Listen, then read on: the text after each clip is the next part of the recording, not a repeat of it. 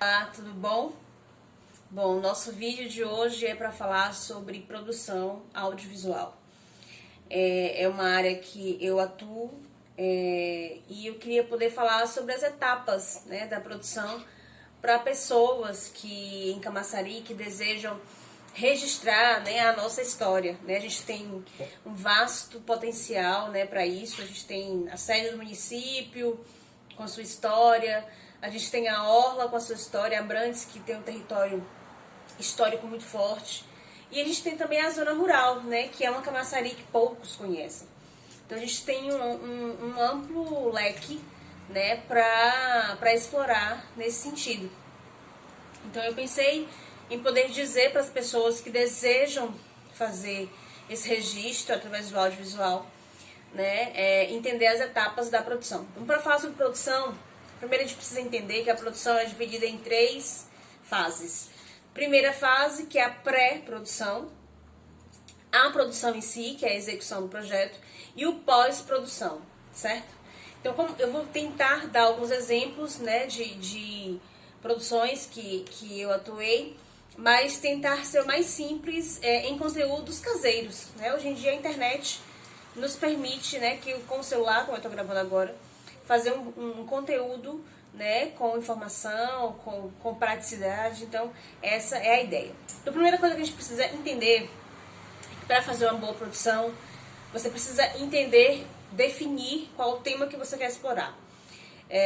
Eu vou dar um exemplo no meu processo de TCC. O meu TCC, eu falei sobre o santo São Tomás de Cantuária, aqui de Camaçari, porque eu tenho uma ligação muito forte com a Igreja Católica, e eu achava interessante, diante de que a gente está próximo à capital, que tem 400, né, igrejas católicas, dos mais diversos santos, mas a gente não tem São Tomás de Cantuária. Então, de onde foi que surgiu esse santo para o município? Então, essa curiosidade me levou a fazer o TCC. Então, eu entrevistei pessoas antigas da cidade, então, que esse é o segundo ponto. Quando você define o que você quer explorar, você precisa de uma boa pesquisa para desenvolver. Então eu entrevistei várias pessoas da cidade para entender a história, como é que chegou a esse santo. Então, para você entender que o seu conteúdo ele tem que tem que ter base, tem que ter solidez, então tem que ter uma boa pesquisa.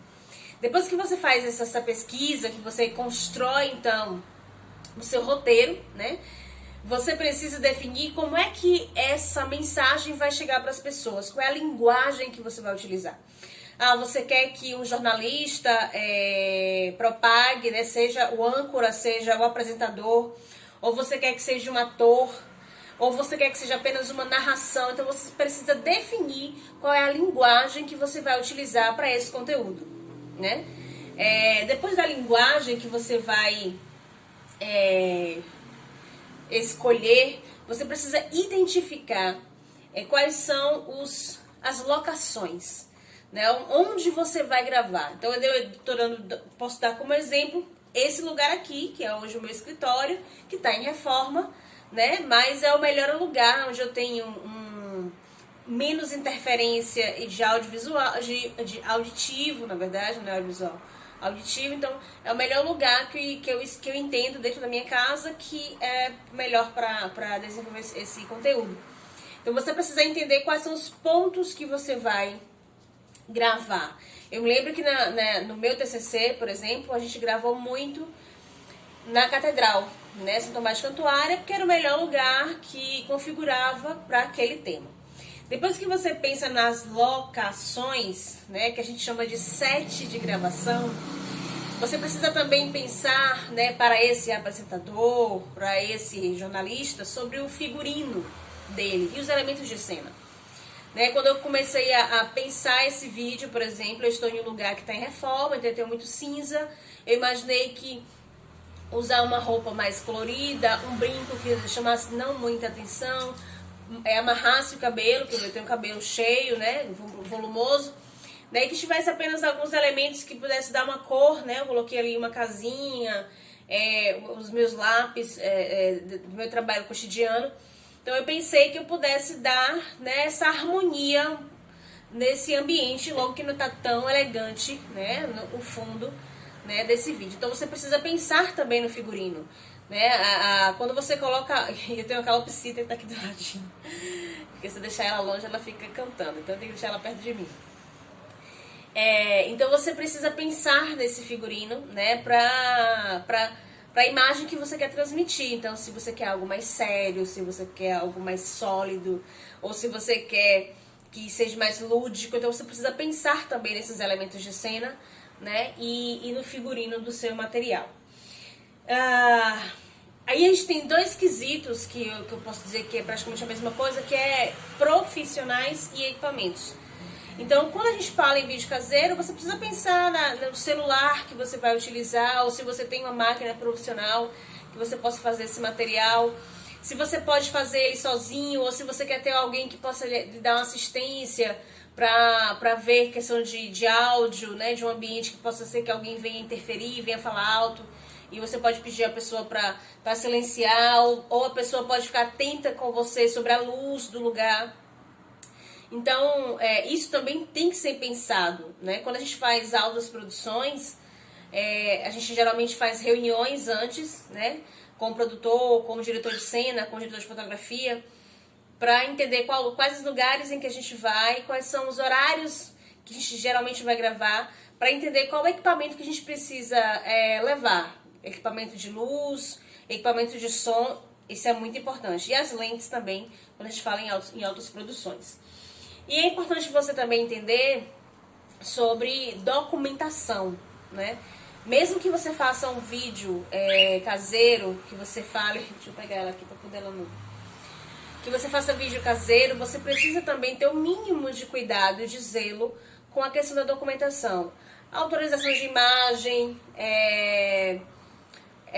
autorizações em ambientes. Para vocês entenderem, a gente gravou em 2019 em Recife e Olinda.